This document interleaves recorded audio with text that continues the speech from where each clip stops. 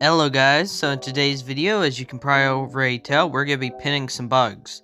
I got these bugs off of deadinsects.net and they were relatively inexpensive.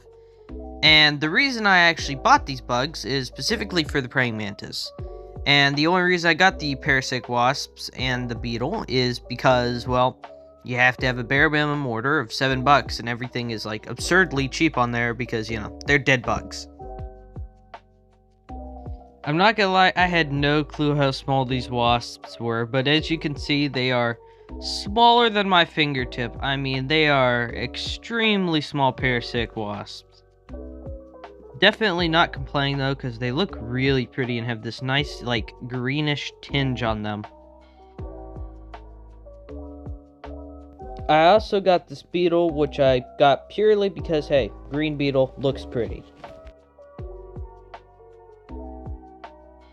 Now, the reason last week's video got delayed is actually because I broke my last praying mantis in half. More specifically, my cat snapped in half while it was already finished being pinned.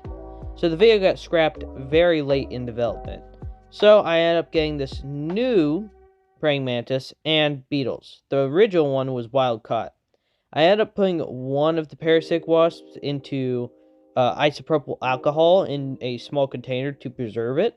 And I ended up pulling the other one out and sticking it in the relaxing chamber, which basically just makes it so that way you can actually pin them. I'm also going to be pinning this little green moth that I found outside. I'm sure it's pretty common and not very special, but it looks pretty, and so I'm going to pin it. It's definitely not that big, and you gotta keep in mind, with such small moths and other creatures like this, it's extremely hard not to damage them, rip a leg off, or break their wings in any way, shape, or form. And during pinning this moth, I actually ended up pulling off one of its middle legs, which kind of sucks, but at the same time, it just kind of happens.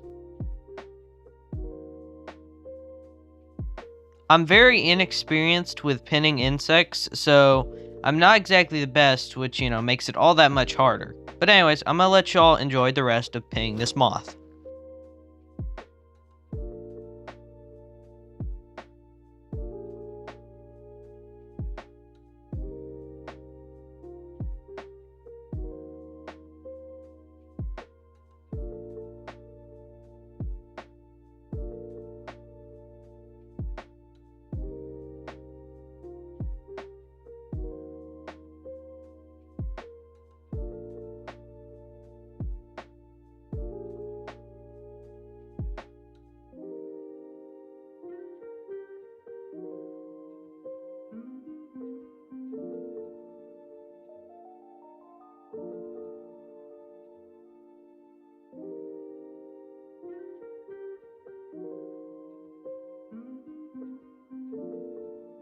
Besides the leg, it's in good shape.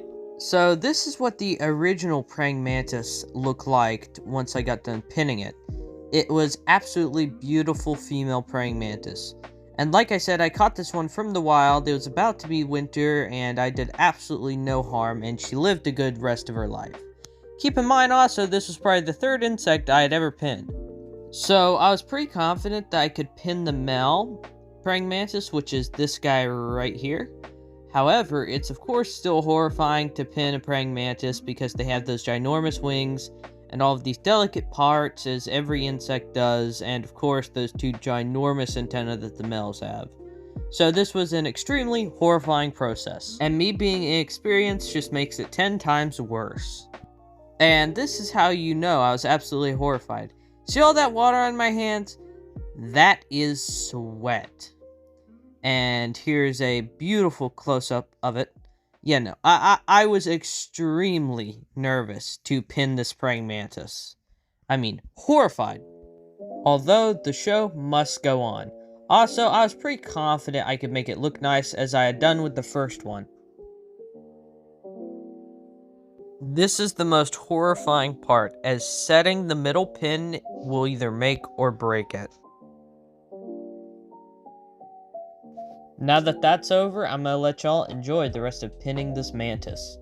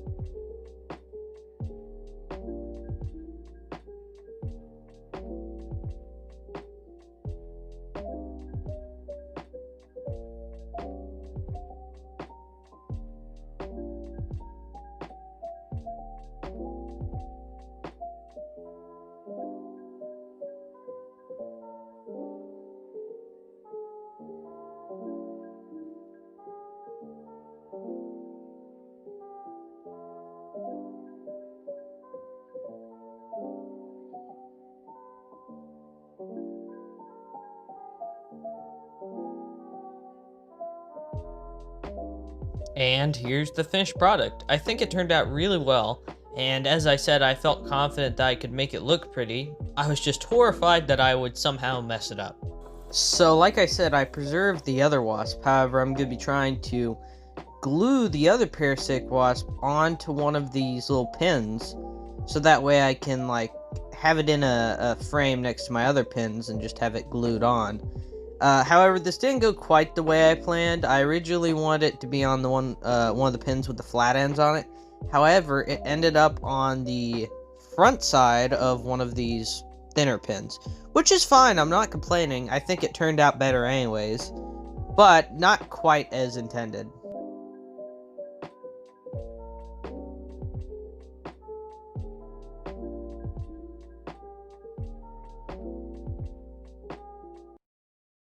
This little guy is truly micro, and as you can see, he's on the very tip of a pin.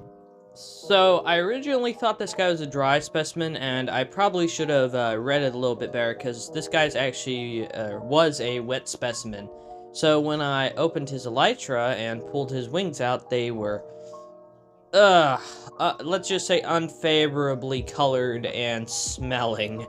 And I do kind of regret doing it, but at the same time, I mean, it's okay. It doesn't smell too bad, and also, it was quite a struggle to get the elytra open in the first place.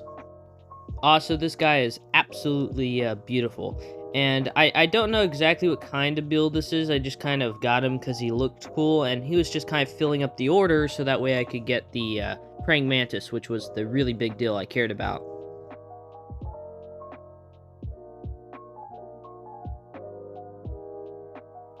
Definitely tell this was a wet specimen.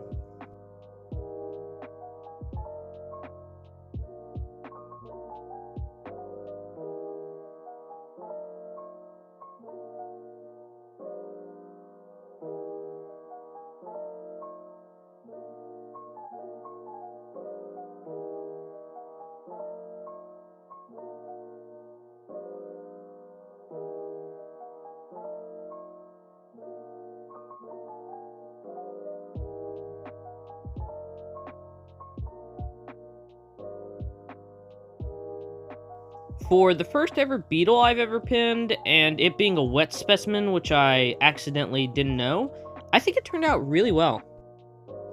I put the beetle into this cabinet, and he'll be in here for roughly 2 to 3 days to dry and harden so that way it doesn't break. And you can see the finished product, and looks really nice. And I stuck the praying mantis along with the rest of my pins in this closet in the hallway because it's on a much bigger board. And you can see the praying mantis there, which looks really cool. Can't wait till that guy's hard in around 2 to 3 days.